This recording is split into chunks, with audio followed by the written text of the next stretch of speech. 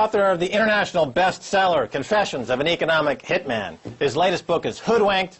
John Perkins, welcome to the show. Thanks, Max. Great to be with you. Okay, John Perkins, in your first book, Confessions of an Economic Hitman, you lay out the case of how these economic hitmen work. Basically, they support local dictators in various countries. They load them up with a lot of debt, and if they don't pay the debt, they send in, as you call them, the jackals, and they whack these guys. So debt is used as a weapon to control these countries as part of this whole methodology of the economic hitman. Is that basically the framework?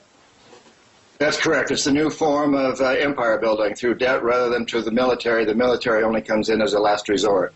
Okay, so that's a key point, is that when people think empire, they're thinking 17th, 18th century type empire building, and they don't. This is the new empire building using financial weapons, as it were, in debt to build these empires. Now, the obvious question is, has America is in the throes of being subjected to economic hitman? Absolutely. You know, what goes around comes around, and I think we in the United States accepted this for a long time. We accepted that these economic hitmen would go to other countries, be able to exploit their resources, bring us really cheap tennis shoes and T-shirts that are made in slave sweatshops, bring us cheap petroleum that comes from destroying rainforests. We accepted this. We turned a blind eye to it. And now it's come home to roost. And so the same techniques that have been used in the third world and building this empire overseas are now being used against the American people. So in the United States, when Barack Obama talks about these huge debts and he has to somehow get down the deficits, and he talks about it in terms that people are familiar with the business cycle and neoclassical economics, and we need to increase savings and maybe try to increase production. But what you're suggesting, and what I think a lot of people are seeing as the more obvious situation here, is that the same methodology used around the world by the U.S. to subjugate foreign countries is basically being used by these Wall Street banks to subjugate Americans. Is that a fair statement?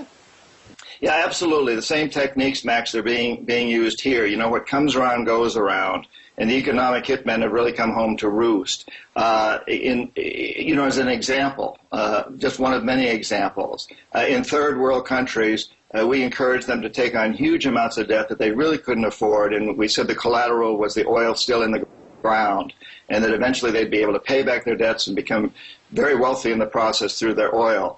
Well, in the United States, the bankers went in and told people that they could afford a $500,000. In fact, they could only afford a $300,000 house. But the bankers said, you know, tighten your belts and pay this mortgage on the $500,000 house. In a few years, 5 years from now, it'll be worth $1 million. So you're going to get wealthy off this. And, of course, that didn't happen. The bottom fell out of the market. That house now is only worth maybe $200,000. The poor guy who took out the loan is still paying on the $500,000, or he's foreclosed, or he's being foreclosed on. The banks are picking these houses up for 10 cents on the dollar. They'll refinance them, remarket them, sell them again, so they actually have sold the house twice. They're making a lot of money off this, and people are being left out on the street without homes. And in the process, incidentally, when you have that kind of debt and you can't pay it, you don't go out in the streets and protest. You don't cause any problems. You're trying desperately to hold on to your house, your job, to get a new job, to please the banks. You don't rebel against this. Debt is a real enslaving tool, and that's just one of many examples of the kind of techniques that we honed overseas and now are using in this country. Right, and another technique America has honed overseas, of course, is the use of propaganda, and it seems as though propaganda is now in the United States. When you watch CNBC or James Cramer or these rah-rah cheerleading shows on CNBC, it's a way to propagandize this notion of buying homes that you can't afford, to buy stocks on margin that you can't afford. So this is CNBC has become the biggest propaganda outlet in the world. The production of myths that lend to the whole system. And you know, Max, this system is really based on the fact that in 1980, when Ronald Reagan became president, the U.S. government officially replaced Keynesian economics, John Maynard Keynes' form of economics, which was fairly compassionate, with Milton Friedman's form of economics that came out of the Chicago School, which I call predatory economics. And it's built real assumptions. One, that the only business of business is to maximize profits in the short run, regardless of social and environmental costs. 2, businesses shouldn't be regulated because that gets in the way of making profits. And 3, everything should essentially be run by private business. Schools, jails, even the military now in the United States has become very much privatized. And these 3 premises that have really taken over in the last 40 years have brought us to this terrible situation that we in the United States and in fact the whole world is in today. It's a predatory form of capitalism, it's a mutant form of capitalism, and it's very, very dangerous. We must turn it around. Okay, you mentioned Milton Friedman, of course, the Chicago School of Economics, and of course that brings up Barack Obama, who went through that system. He's a big believer in this Milton Friedman-esque version of mutant capitalism. I want to play a quick clip from John Pilger. He's talking about Obama, who worked for an organization called Business International. So we'll play this clip briefly, and then I want to ask you a question about it. So play that clip. In his book, Dreams from My Father, Obama refers to the job he took after he graduated from Columbia in 1983. He describes his employer as, and I quote, a consulting house to multinational corporations, unquote. For some reason, he doesn't say who his employer was or what he did there. The employer was Business International Corporation, which has a long history of providing cover for the CIA with covert action and infiltrating unions and the left. The question is Obama an economic hitman?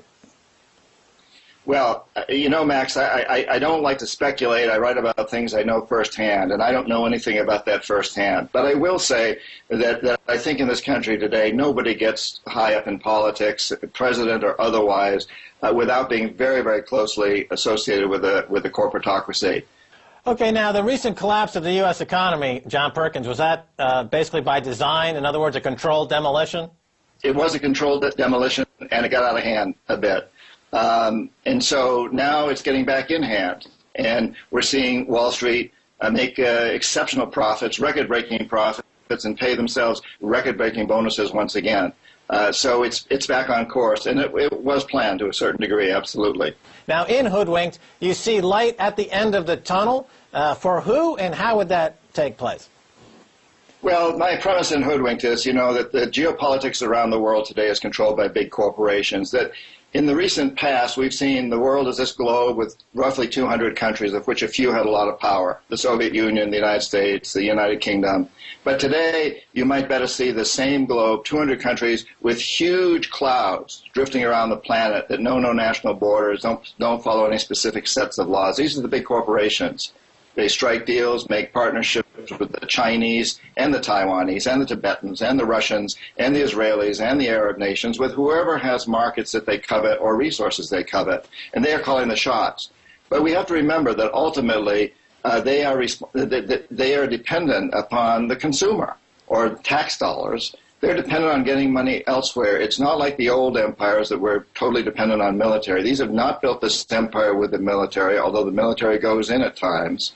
So we have a lot of control over those corporations based on the way we shop, based on the people we idolize, who we put on the covers of our magazines, based on the laws that we pass that protect corporations. We really need to come up with a system that says, you know, it's okay for corporations to maximize profits, but only if they're also committed to creating a sustainable, just, and peaceful world, and to only buy from those corporations, and to insist that our government only buy from those corporations.